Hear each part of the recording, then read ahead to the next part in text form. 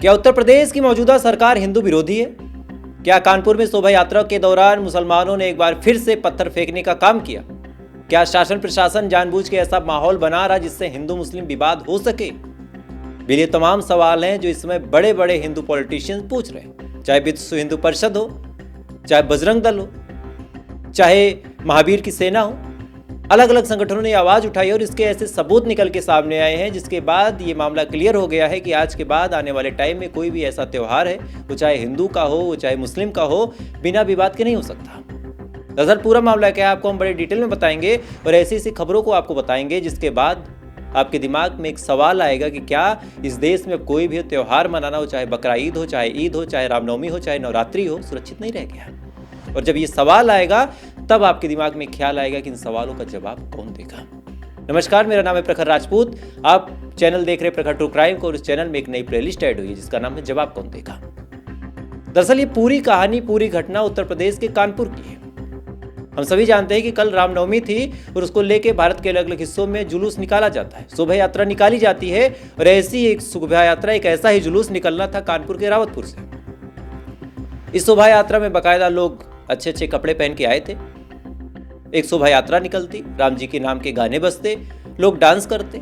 जहां से शोभा यात्रा शुरू होनी थी वहां से शुरू होती, उसके बाद बिना किसी वाद विवाद के एक दूसरी जगह जहां पे इसका गंतव्य माना जाता है वहां तक जाती। लेकिन ये तमाम चीजें हो नहीं पाई। सैकड़ों ऐसी शोभा यात्राएं थी जिनको रोक दिया गया। न जाने कितने ऐसे काम पुलिस वालों ने किए जिसके बाद उनके ऊपर उंगलियां उठ रही। न जाने ऐसी कितने घटनाओं को अंजाम दिया गया जिसके बाद चाहे हिंदू हो चाहे मुस्लिम, हर कोई नाराज है। सबके अपने अपने पक्ष हैं। दरअसल संडे को यह शोभा यात्रा निकलनी थी। अचानक से सैटरडे की रात जब सारी तैयारियां हो चुकी थी, जब सारा इंतजाम कर लिया गया था, इसी दौरान प्रशासन यानी पुलिस आती है और आने के बाद कहती है कि देखो, डीजे और साउंड नहीं लगाए जा सकते। अगर आपको डीजे और साउंड लगाना भी है तो केवल 2 और 2 साउंड, उससे ज्यादा नहीं। उन्होंने हाईकोर्ट के फैसले का एक रिप्लेशन दिया। उन्होंने कहा कि हाईकोर्ट ने ऐसा फैसला दिया और कहा है कि किसी भी धार्मिक शोभा यात्रा में डीजे और साउंड नहीं हो सकते। पुलिस वालों से और वहां के मौजूद लोकल जनता से यहीं से अनबन शुरू हुई।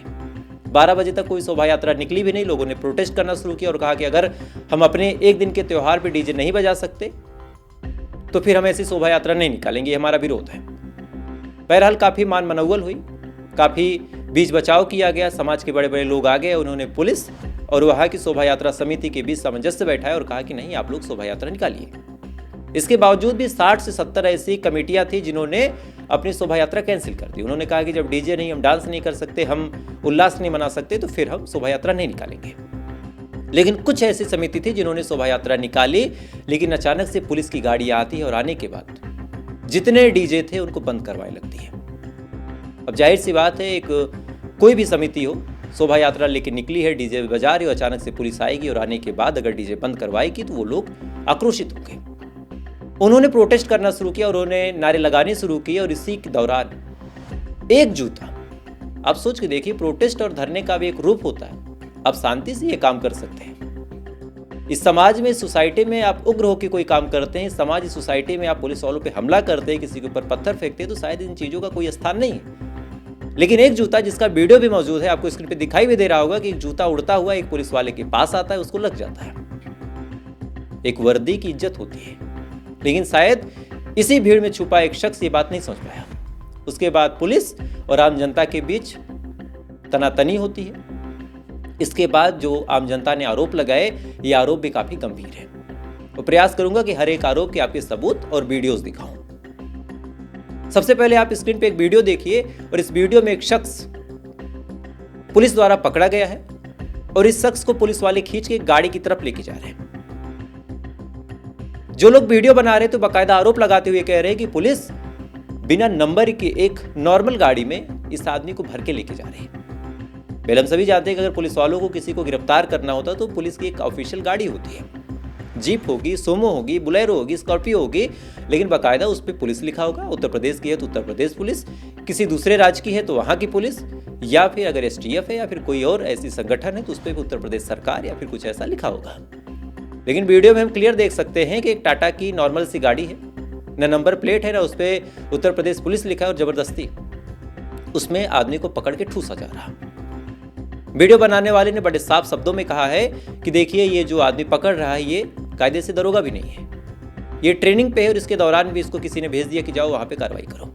वीडियो आप स्क्रीन पे देख सकते हैं। राम भक्त को रूप से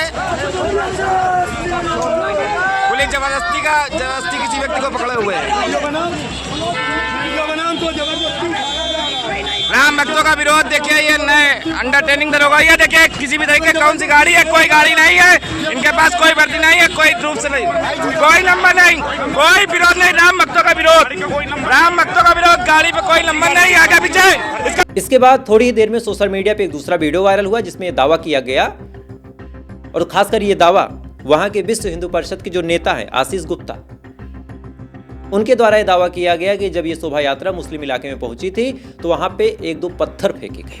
पहले एक पत्थर आता है, उसके बाद दूसरा पत्थर आता है, फिर तीसरा आता है, उसके बाद ये लोग भागने लगते हैं। जब ये लोग भागते इसी दौरान पुलिस आती है, बीच बचाव करती है और पुलिस इन लोगों को दूसरी जगह शिफ्ट करती है। इसका भी वीडियो आप देख लीजिए इन्होंने क्या आरोप लगाया। जो रास्ता पूरा मुस्लिम बाहुल्य है, उन लोगों ने वहाँ से, हम लोग नारेबाजी कर रहे थे, नारेबाजी करते करते जय श्री राम के नारे लगते हैं वो लग रहे थे, ऊपर से देखते हैं कि ये गुम्मा आया, एक करते करते 2-3 आ गए, वो भगदड़ मची। तो भगदड़ मचते मचते हम लोग जब आगे चौराहे पर आए तो वहाँ भी 2-3 आए, तब प्रशासन आया मौके पर, उसने हकीकत को समझा जाना, उसके बाद हम लोग को वहाँ से हटाया। तो हम लोग धीरे अपनी यात्रा को ख़राब नहीं करना चाहते थे, तो हम लोग आगे बढ़े। इसके बाद एक वीडियो सोशल मीडिया पे वायरल हो रहा है, जिस वीडियो में कुछ लोग भागते हुए नजर आ रहे हैं, कुछ हुड़दंग टाइप की आवाज आ रही है, कुछ हूटिंग हो रही है। इसके बारे में दावा किया जा रहा है कि ये वीडियो उसी मोहल्ले का है जहां पे पत्थरबाजी हुई थी। अब ये दावा भले ही विश्व हिंदू परिषद के नेता आशीष गुप्ता कर रहे हो, अलग अलग न्यूज चैनल्स कर रहे हो, सोशल मीडिया पे अलग अलग अकाउंट्स कर रहे हो, लेकिन वहां के जो डीसीपी हैं श्रवण कुमार सिंह, उन्होंने इस बयान को पूरी तरह से खंडित कर दिया। उनके बयान को मैं आपको पूरा सुना सकता था, लेकिन मजबूरी है कि उस बयान के पीछे बैकग्राउंड में एक गाना चल रहा, और गाना धार्मिक है और साथ ही कॉपीराइटेड है, तो पूरा वीडियो आपको नहीं दिखा सकता। प्रयास करूंगा कि थोड़ा बहुत क्लिप आपको दिखा दूं, और अगर आप इस सोर्स को वेरीफाई करना चाहें तो उसका लिंक अगर आप मुझसे मांगेंगे तो लिंक मैं आपको दे दूंगा। वहाँ के जो डीसीपी का ऑफिशियल बयान है, श्रवण कुमार सिंह का जो ऑफिशियल बयान है, वो भी अगर आप चाहें तो ट्विटर पर सुन सकते हैं। उन्होंने बड़े स्पष्ट सवालों के जवाब देते हुए कहा कि ना ही किसी पत्थरबाजी की घटना हुई और ना ही पुलिस वालों को ऐसी कोई सूचना मिली है। यानी एक तरफ विश्व हिंदू परिषद के नेता कैमरे के सामने बड़े स्पष्ट और बड़े उग्र अंदाज में कह रहे हैं कि पत्थरबाजी हुई है और पुलिस को इसके बारे में सूचना है, और दूसरी तरफ वहां के डीसीपी श्रवण कुमार सिंह का कहना है कि पत्थरबाजी नहीं हुई और ऐसी कोई सूचना हमारे पास नहीं है। अब ऐसे सूरत हाल में दो ही चीज हो सकती है, या तो डीसीपी झूठ बोल रहे हैं, या तो विश्व हिंदू परिषद के जो नेता आशीष गुप्ता है वो झूठ बोल रहे हैं। दोनों में से कोई भी झूठ बोल रहा है तो ये इस देश में बहुत बड़ा अपराध है। एक, अगर पुलिस वाला झूठ बोल रहा है तो वो अपराध को छुपा रहा, और अगर विश्व हिंदू परिषद के नेता आशीष गुप्ता झूठ बोल रहे हैं तो जाहिर सी बात है इन्होंने दंगा भड़काने का काम किया।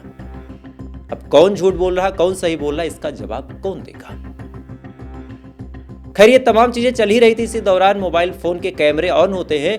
लोगों ने प्रोटेस्ट करते हुए क्या कुछ कहा, सीधा सीधा उन्होंने कहा कि जो पब्लिक है उसकी भावना के साथ खिलवाड़ हो रहा, पुलिस वाले जानबूझ के हमारे डीजे को बंद करवा रहे, पुलिस वाले जानबूझ के हमें प्रताड़ित कर रहे हैं, और हम उत्तर प्रदेश में हैं ना कोई पाकिस्तान में। क्या हम उत्तर प्रदेश में अपना त्योहार नहीं मना सकते? क्या कुछ कहा, पहले वीडियो सुन लीजिए, इसके बारे में फिर हम आराम से बात करेंगे। यहाँ उत्तर प्रदेश है, यहाँ बच नहीं रहा है, साला इंडिया में रह रहे हैं हम लोग, हिंदुस्तान में रह रहे हैं और यहाँ बच नहीं रहा। ये हाल हो गया हिंदुस्तान का, नहीं बच रहा ना भैया। ये योगी राज में हो रहा है कि बच नहीं रहा है, हिंदुस्तान में रह रहे हैं। इस वीडियो में आपने बड़े स्पष्ट अंदाज में देखा होगा कि जो उत्तर प्रदेश की बीजेपी की सरकार, योगी आदित्यनाथ जी की सरकार, ये दावा ठोकती है कि हिंदू उनके राज्य में सबसे ज्यादा सुरक्षित है, उनके त्योहारों को सबसे ज्यादा सकुशल तरीके से मनाया जा रहा, आज वही लोग सवाल उठा रहे हैं। इनका कहना है कि हमें एक दिन डीजे बजाने की परमिशन क्यों नहीं मिली, पुलिस जानबूझ के खास इशारे पे हमारे लोगों को पकड़ रही है, परेशान कर रही है, हमें टारगेट कर रही है। ये वीडियो भी सोशल मीडिया पे खूब वायरल हो रहा है, और ये घटना जो इस समय कानपुर के रावतपुर में हुई है, इसके बारे में भी लोग कमेंट कर रहे हैं। लेकिन बड़ा सवाल यह है कि आखिर ऐसी घटनाओं की वजह क्या है? क्या इस देश में कोई भी त्योहार, अभी 4 दिन पहले ईद था, उसको लेके इतने प्रोटोकॉल लॉन्च हुए थे और कई लोग थे जो खुश थे। कई ऐसे लोग थे, उन्होंने कहा कि देखो कोर्ट ने फैसला दे दिया है, डीजे नहीं बजेगा, अजान का साउंड नहीं होगा, लोग नमाज पढ़ने जाएंगे तो सड़कों पे नहीं पड़ेंगे। इसीलिए उस टाइम भी मैं समझा रहा था, लेकिन उस टाइम कई लोग मुझे कह रहे थे कि अरे भाई तुम हिंदू नहीं हो, तुम सनातनी नहीं हो, यही तो बात है, आपने उनके में विरोध किया। आज वही प्रशासन आप में विरोध कर रहा, तब आपको बुरा लग रहा। उस टाइम जो पुलिस वाला नमाज पढ़ रहे मुसलमानों को लात मार रहा था, आपको बड़ी खुशी हो रही थी। आज वही पुलिस वाला आपकी रामनवमी की शोभा यात्रा का डीजे बंद करवा रहा, आपको बुरा लग रहा। अंग्रेजी में कहावत है, Karma is just like 6ix9ine, you will get what you give. लेकिन ये मेरा टॉपिक नहीं है। आप क्या करते हैं क्या नहीं करते, आम जनता के क्या विचार, उससे कोई खास फर्क नहीं पड़ता। लेकिन यहाँ पे जो कार्रवाई हुई है उसको लेके सवालिया निशान खड़े हो रहे हैं। सबसे बड़ा सवाल ये कि क्या डीजे बजाने से रोकने के लिए आखिरी दिन पुलिस वाले आते हैं? क्या 2-4 दिन पहले हिदायत नहीं दे दी जानी चाहिए थी कि कोई डीजे नहीं बज सकता? हाई कोर्ट का गाइडलाइन है। क्या सच में जो पुलिस वाले दिख रहे हैं कि ये एक खाली गाड़ी में जिसपे ना कोई नंबर प्लेट है, ना ही पुलिस से रजिस्टर्ड है, वैसी गाड़ी में लोगों को पकड़ा जा रहा है? और अगर ऐसा है तो ये कोई गिरफ्तारी नहीं, सीधा सीधा किडनैपिंग है। क्या सच में कोई ऐसा अधिकारी था जो अंडर ट्रेनी था? एक अंडर ट्रेनी एसआई को डायरेक्ट भेज दिया गया कि जाओ क्राइम सीन संभालो तुम। जहां मामला इतना इंटेंस है, हिंदू मुस्लिम राइट्स हो सकते हैं, ऐसी अफवाह उड़ाई गई। पुलिस वालों को लेके लोगों के मन में असंतोष था, वहां कोई ऐसे अंडर ट्रेनी आ सकता है क्या? और अगर ऐसा नहीं है तो कैमरे के सामने ये जो 10-50 लोग चीख के चिल्ला के पुलिस वालों पे ऐसे घिनौने और जघन्य अपराध के आरोप लगा रहे कि पुलिस वालों ने अंडर ट्रेनी को भेज दिया, जिसके पास अभी वर्दी थी नहीं थी, उसको अंडर ट्रेनी वाली वर्दी में भेज दिया गया, एक सादी गाड़ी में भेज दिया गया, डीजे जबरदस्ती बंद करवाया गया, हमारे ऊपर पत्थर फेंके गए, मुसलमानों ने पत्थरबाजी की। अगर ये बयान लोग कैमरे के सामने दे रहे हैं और अगर कुछ नहीं हुआ है, ऐसी बातों में कोई सच्चाई नहीं है, तो क्या इनके ऊपर दंगे भड़काने के आरोप नहीं लगने चाहिए? बेले सवाल बहुत बड़ा है। मैं भी आपको ये घटना बहुत छोटी लगे, लेकिन ये चीज जान लीजिए, ऐसी ही घटनाएं बड़ी बड़ी घटनाओं को जन्म देती हैं। अगर पत्थर फेंका गया तो तुरंत कार्रवाई करते हुए लोगों को गिरफ्तार करना चाहिए, कड़ी से कड़ी सजा देनी चाहिए। लेकिन अगर पत्थर नहीं फेंका गया और कोई अफवाह है, प्रोपोगेंडा है, तो फिर ऐसे मामले में भी ऐसे लोगों को तुरंत जेल में डालना चाहिए। नहीं तो ये देश हर एक त्योहार पे बारूद के ढेर पे बैठेगा।